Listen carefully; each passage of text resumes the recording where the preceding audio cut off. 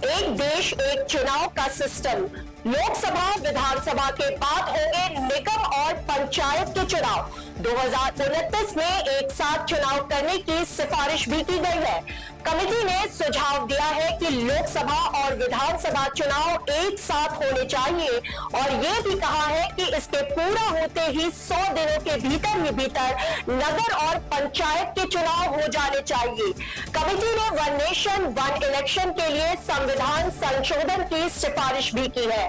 साथ ही 191 दिन में रिपोर्ट तैयार की गई। पैनल ने राष्ट्रपति भवन में राष्ट्रपति मुर्मू से मुलाकात की और उन्हें रिपोर्ट सौंपी। इसी के साथ कमेटी ने चुनाव से जुड़े तमाम लोगों से विस्तार से बातें की है।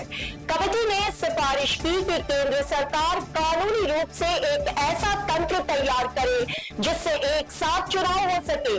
चुनाव में 324 ए और 325 बी शामिल है।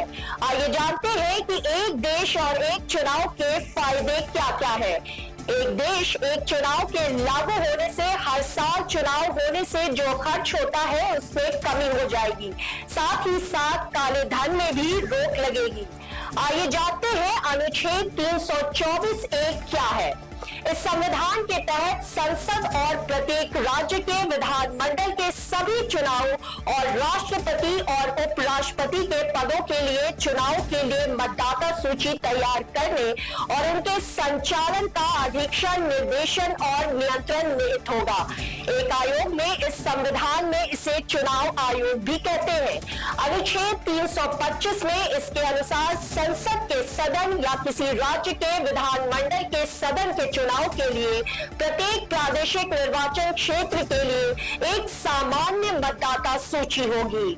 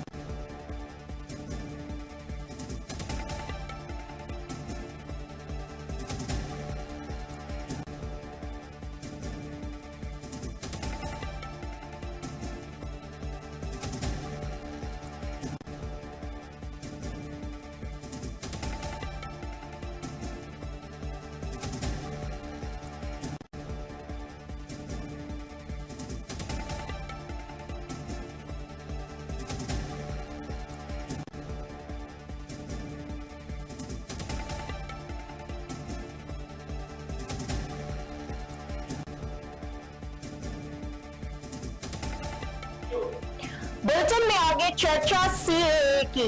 सीएए यानी सिटीजनशिप अमेंडमेंट एक्ट, सिटीजनशिप नागरिकता संशोधन अधिनियम लागू होने से हर जगह बवाल मचा हुआ है।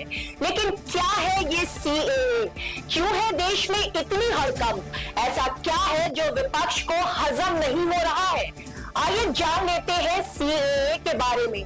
नागरिकता संशोधन अधिनियम 2019 में संसद में पारित हुआ था, जिसका उद्देश्य 3 देश पाकिस्तान, बांग्लादेश, अफगानिस्तान से आए 6 समुदाय हिंदू, सिख, ईसाई, जैन, बौद्ध, पारसी को नागरिकता देना है, जिसमें मुस्लिम शामिल नहीं है। इसी के साथ पड़ोसी देशों के अल्पसंख्यकों को मिलेगी शरण। भारत में एक हिंदू बहुल राष्ट्र के रूप में खुद को पड़ोसी देशों के सताए हुए धार्मिक अल्पसंख्यकों के लिए एक शरण स्थली के रूप में स्थापित कर चुका है।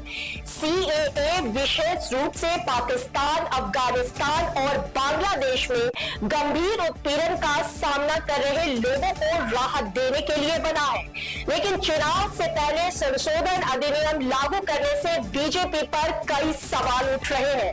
इसी पर ममता बनर्जी ने विरोध करते हुए कहा है कि ये बीजेपी की चाल है, हम इस पर विरोध करेंगे। साथ ही उन्होंने कहा कि बंगाल में सीएए लागू नहीं करेंगे। इसके साथ ही ममता बनर्जी इतनी भावुक हो गई कि वो जान देने की बात आई है। इसी के साथ असम में नागरिकता संशोधन कानून यानी कि CAA के खिलाफ ऑल असम स्टूडेंट्स यूनियन 30 से अधिक समूहों ने प्रदर्शन करने का ऐलान किया है।